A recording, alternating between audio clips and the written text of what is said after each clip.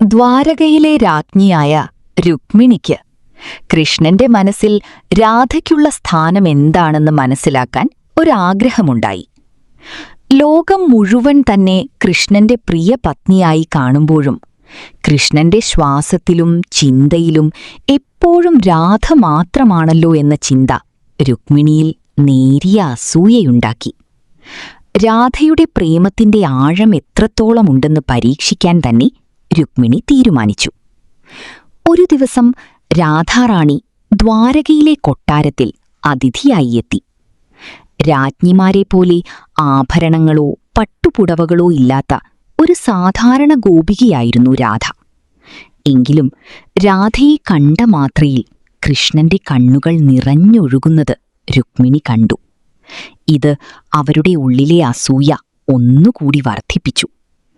തന്റെ പരീക്ഷയ്ക്കായി രുക്മിണി ദേവി അടുപ്പിൽ നിന്ന് വാങ്ങിയ ചൂടോടെ തിളച്ചുമറിയുന്ന ഒരു പാത്രം പാൽ രാധയ്ക്ക് കുടിക്കാൻ നൽകി.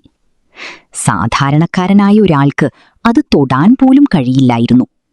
എന്നാൽ രാധാറാണി ഒട്ടും മടിയോ ഭയമോ കൂടാതെ പുഞ്ചിരിയോടെ ആ തിളച്ച പാൽ മുഴുവൻ കുടിച്ചു തീർത്തു. രാധയുടെ മുഖത്ത് വേദനയുടെ ഒരു ഭാവം പോലും ഉണ്ടായിരുന്നില്ല. രുക്മിണി അത്ഭുതപ്പെട്ടുപോയി. രാധയ്ക്കൊന്നും സംഭവിച്ചില്ലല്ലോ എന്ന് കരുതി അവരാശ്വസിക്കുകയും ചെയ്തു.